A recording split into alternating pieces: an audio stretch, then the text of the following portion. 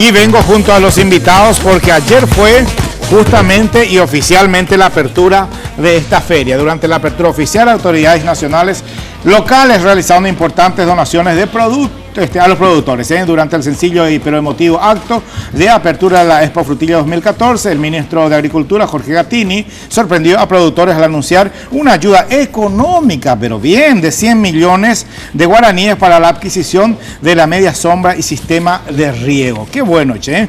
Muchas gracias justamente al señor Carlos Quintana por venir a compartir con nosotros el programa. Muy buenos días, don Julio. Gracias, Carlos. Saludos a tu televidente. Presentame a la amiga. Graciela, presentate vos.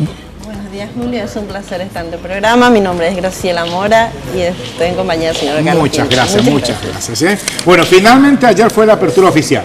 Así fue, don Julio, y extraordinario fue la inauguración de la 15ª edición de la Expo Frutilla.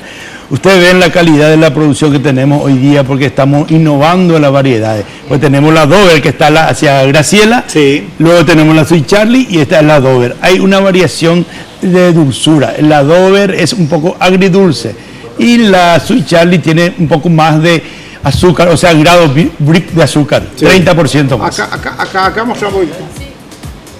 Entonces, pasamos. Y por eso es lo que estamos innovando las variedades. ¿Por qué? Porque queremos darle a los consumidores la variedad que ellos prefieran. Perfecto. Porque especialmente los niños y la señora de tercera edad, de 50 años para arriba, muchos quieren consumir natural por no consumir azúcar.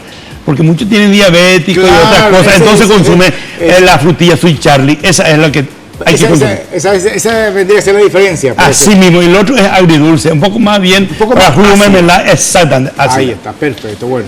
Muchísimo, me encanta porque realmente, repito, hay personas que de repente son diabéticas, personas que obviamente por una indicación médica no pueden consumir una fruta muy dulce, en este caso viene a suplir muy bien la ligeramente ácida. Sí. Y el trabajo, ¿usted es productora, señora? Yo soy productora y también a la vez elaboro todos los derivados de frutilla, como las mermeladas, las jaleas, los licores y todas las masas. Acá, por ejemplo, le estoy trayendo una mermelada elaborada con cajé. Sí. Esta, porque como usted estaba diciendo... Permíteme que yo voy a mostrar a cámara.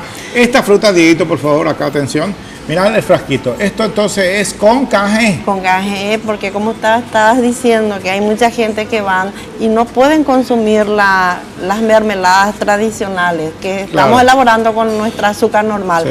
Entonces, nos hemos capacitado para poder elaborar también las mermeladas y otros productos elaborados con cajé. Perfecto, ahí justamente la palabra clave que ustedes necesitaban y siempre las veces que me tocó hacer entrevistas a ustedes, otra gente también, autoridades justamente que siempre apoyan y que tienen que ver con esto, con la producción, siempre justamente hablo y reclamaba, ahí estamos viendo imágenes incluso de la Expo. La capacitación, ¿cómo, qué es lo que específicamente se les capacita y quiénes lo hacen, lo más importante? Bueno, primeramente estábamos con la gente del SNPP y estábamos con la gente del Ministerio de Agricultura también y con INTN también, que van a verificar, a fiscalizar y capacitarnos también a la vez al momento de envasado, enfrascado, la elaboración, toda la parte de higiene, cómo desinfectar, esterilizar los frascos para poder envasar nuestros productos. Qué bueno, espectacular, ¿eh?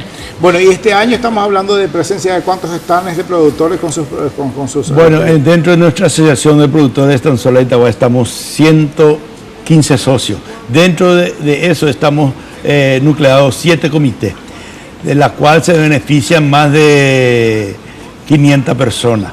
Porque en esa zona de Estanzuela Itagua, entre Estanzuela Areguá, tenemos unas 60 hectáreas aproximadamente y una planta produce 300 gramos por planta.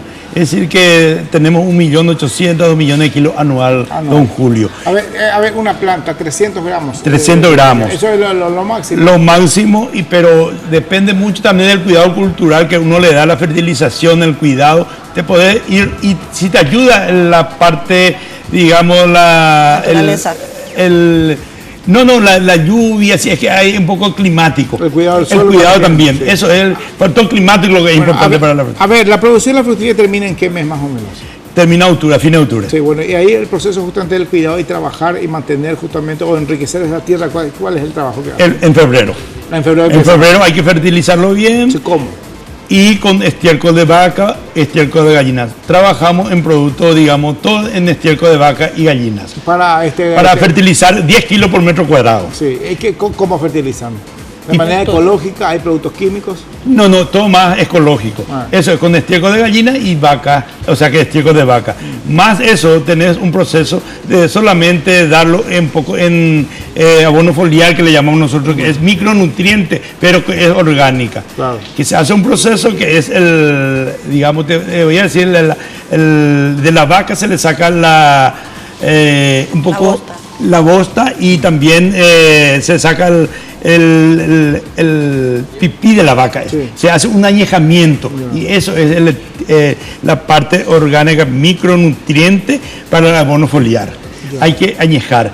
Luego se hace ya el cuidado con la mulching plástica o la cobertura muerta para que el suelo, o sea, que la fruta no esté en contacto con el suelo, sí. Que salga en esta forma brillosa, hermosa la frutilla. Entonces, la cobertura muerta o la cobertura plástica hace 4 funciones: mantiene la humedad, no sale la maleza, claro. La erosión no lleva a la fertilización y no está en contacto la frutilla.